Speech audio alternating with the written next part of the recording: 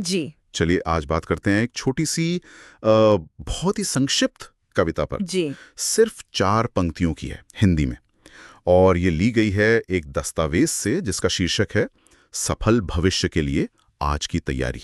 अच्छा। तो मतलब पहली नजर में तो लगता है कि भाई सीधी सादी पंक्तियां हैं, लेकिन आज देखते हैं जरा क्या इनमें वाकई कोई गहरा संदेश छिपा है, भविष्य की तैयारी, महत्वाकांक्षा, इन सब से जुड़ा हुआ। बिल्कुल, कई बार छोटी चीजों में ही बड़ी बात होती है। हाँ, तो कविता कुछ यूं है।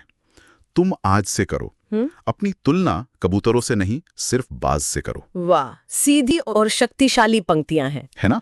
और शुरुआत तो बिल्कुल सीधी है, कल की तैयारी तुम आज से करो। मतलब सलाह तो एकदम साफ है, पर असल जिंदगी में इसे लागू करना कितना मुश्किल हो जाता है। कभी कभी चीजें टालते रहते हैं हम लोग करने से, या सोचते हैं कि सब कुछ बिल्कुल सही हो, परफेक्ट हो तब करेंगे। सही कहा।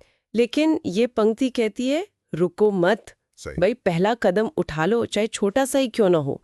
मुझे लगता है इसका गहरा मतलब ये है कि एक बार आपने शुरू कर दिया ना, तो आगे का रास्ता दिखने लगता है।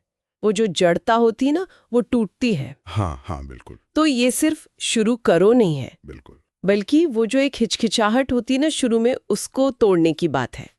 और शायद ये भी कि लगातार करते रहो, आज का काम आज ही, एक आदत की तरह। बिल्कुल, ये एक तरह से एक्टिव माइंडसेट बनाने का आह्वान है कि भाई भविष्य बनाना है तो वर्तमान का इस्तेमाल करो।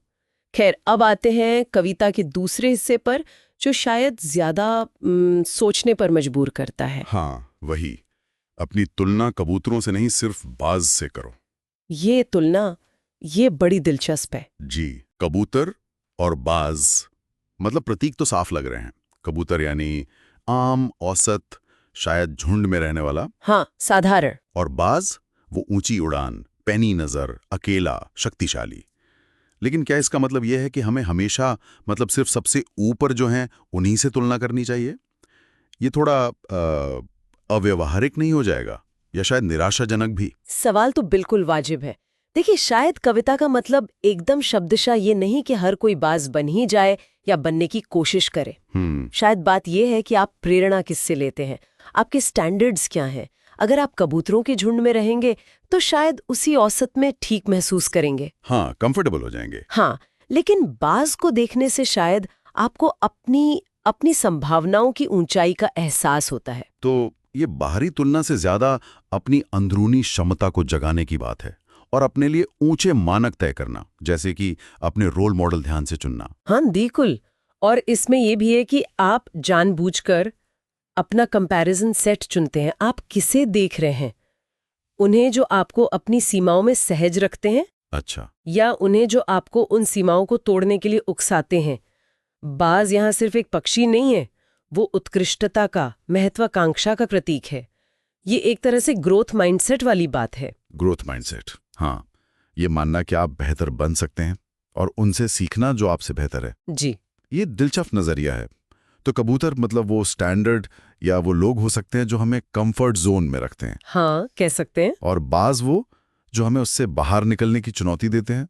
लेकिन इसमें वो दबाव वाला खतरा नहीं है कि हमेशा सर्वश्रेष्ठ से ही तुलना करनी है। जरूर है, वो खतरा हमेशा रहता है, और यहीं पर समझदारी, विवेक की जरूरत पड़ती है। बाज से तुलना का मतलब शायद है प्रेरणा लेना।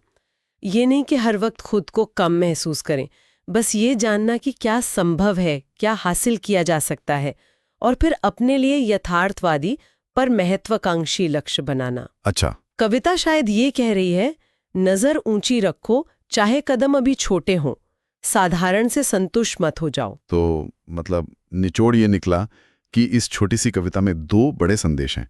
एक तो भविष्य आज के काम से बनता है, इसलिए फौरन शुरू करो। बिल्कुल, एक्शन अभी। और दूसरा, अपने मानक ऊंचे रखो, प्रेरणा लो उत्कृष्टता से, औसत से नहीं। सही समझा आपने।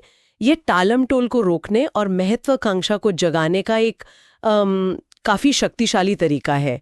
याद दिलाता है कि हम अपनी क्षमता को कम न समझें और साधारण से ऊपर उठने का लक्ष्य रखें। वाकई सोचने पे मजबूर करता है ये। हाँ, और एक विचार जो शायद श्रोता अपने साथ ले जा सकते हैं, आज के जमाने में अलग अलग फील्ड्स में किसी के लिए ये बाज कौन या क्या हो सकता है।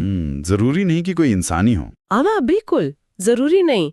शायद कोई आइडिया हो, कोई स्टैंडर्ड हो, कोई नैतिक सिद्धांत हो, सोचने वाली बात है कि हम अपनी प्रेरणा के लिए किन बाजों को चुनते हैं और क्यों